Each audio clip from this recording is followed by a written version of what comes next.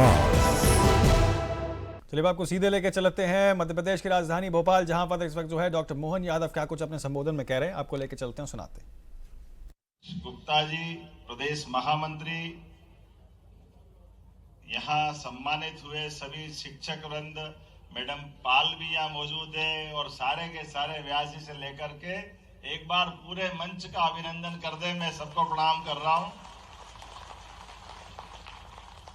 सच में कुछ कार्यक्रम ऐसे होते हैं जिनके लिए शब्द से ज्यादा मन के भावों से भावना व्यक्त होती है और आनंद आता है।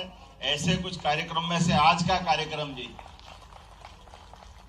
राजनीतिक दृष्टि से सरकार के दायित्व के कारण से कई कार्यक्रमों में जाने का मौका मिलता है और कई कार्यक्रमों में अपनी बात भी रखते हैं, लेकिन जहां मैं मन से बात रखूंगा, दिल से बात रखूंगा, ये पक्का वो मंच है जहां हमको अच्छा लग रहा है।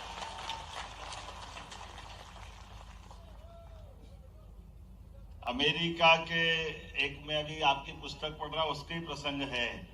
राठौड़ साहब ने जो लिखा है, अमेरिका का जो वर्तमान का स्वरूप दिखाई देता है, इसके प्रारंभ के राष्ट्रपतियों की मूर्ति शिल्प की एक पहाड़ पर बहुत अच्छी 2 पीढ़ी तक मूर्ति बनाने का वहां के कलाकारों ने, अपनी पिताजी के बाद उनके पुत्र ने 5 पूर्व राष्ट्रपति अब्राहम लिंकन से लेकर के वाशिंगटन तक सबके लिए उनने प्रतिमा बनाई। और प्रतिमा बनाने के बारे में जो शिल्पकार थे, उनने वास्तव में अद्भुत शिल्प का नमूना, उनका उदाहरण प्रस्तुत हुआ।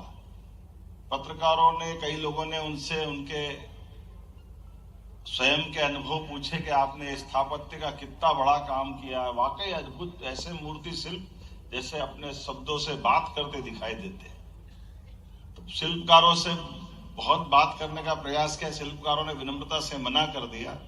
फिर जब और पूछा कि वाकई में आपने 2 पीढ़ी तक इतना सुंदर काम किया है, तो ये आपके काम के बारे में आपका आकलन आपके मन में कैसे आया कि ये सब आपने करना चाहिए, ये सब मेहनत कैसे हुई, आपके हाथों में जादू आ गया, परमात्मा का आशीर्वाद आ गया? तो उसने विनम्रता से जो उत्तर दिया वो आपने शिक्षकों पे भी बैठता है। उनने कहा, देखो भाई, ये हमने कुछ बड़ा काम नहीं किया, ये परमात्मा का दिया हुआ इतना सुंदर पहाड़ था, उस पहाड़ के अंदर ये प्रतिमा पहले से विद्यमान थी, केवल आवरण हटाने का काम हमारे हाथों से हुआ। मुझे लगता है कि ये सच में सही उदाहरण है। आप सबके लिए, आप सबको प्रणाम करता हूं।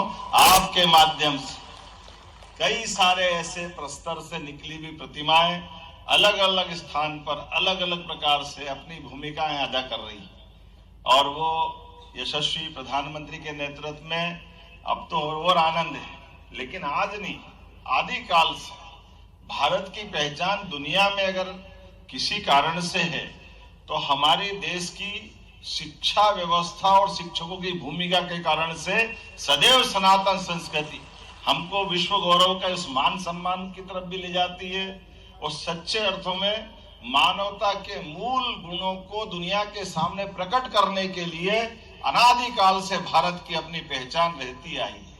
कदम कदम पर, हर बार, हर समय, हर युग में जब कभी चुनौती मिली होगी दुनिया के सामने या भारत के सामने भी, हर बार हमारा एक कोई शिक्षक खड़ा हुआ होगा, उसने सारे प्रश्नों के उत्तर अपने शिष्य के माध्यम से दिलाए।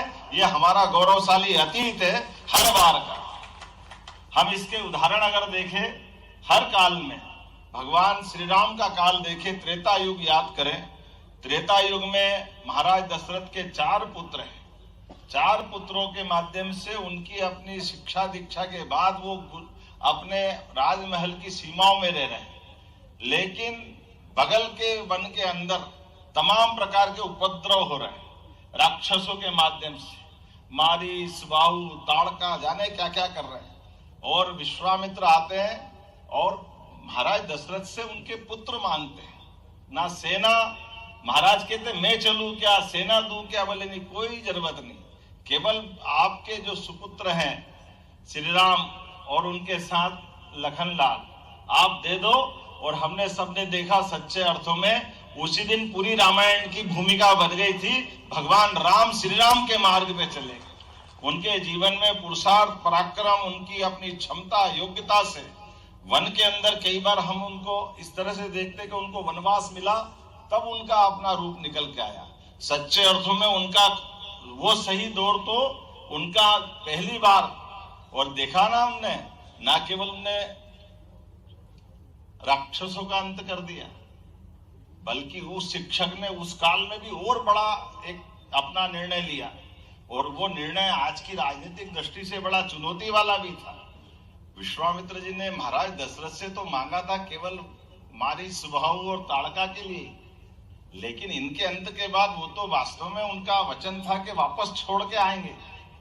लेकिन जब ये देखा कि उनके शिष्यों ने, युवा पीढ़ी ने बड़ा काम कर दिया, तो और बड़ी चुनौती, चलो स्वयंवर के लिए, माँ राजा जनक के दरबार का वातावरण, और हम सब देखते हैं वो आनंद के साथ कि माता का वरण हुआ, बड़े बड़े महारथियों के बीच में भगवान राम और लक्ष्मण ने पहचान बनाई, वो अलग बात है। लेकिन एक पंगा भी तो हो गया परशुराम जी के माध्यम से, वो भी हमको याद रखना चाहिए। लेकिन महाराज श्री राम ने उसका भी रास्ता निकाला।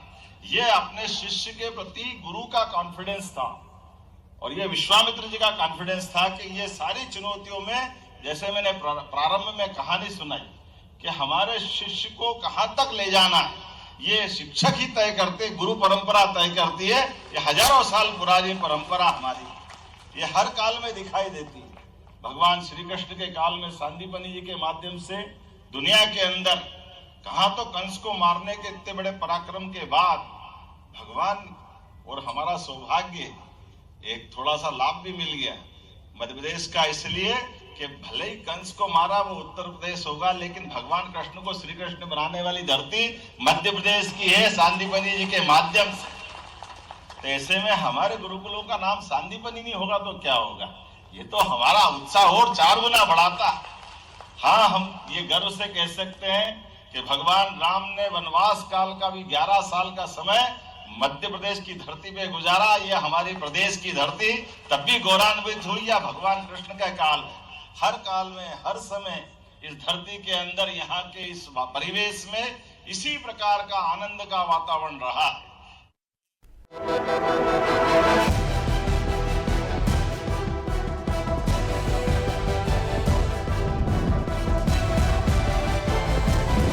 इंडिया वॉइस, आपकी सोच, आपकी आवाज।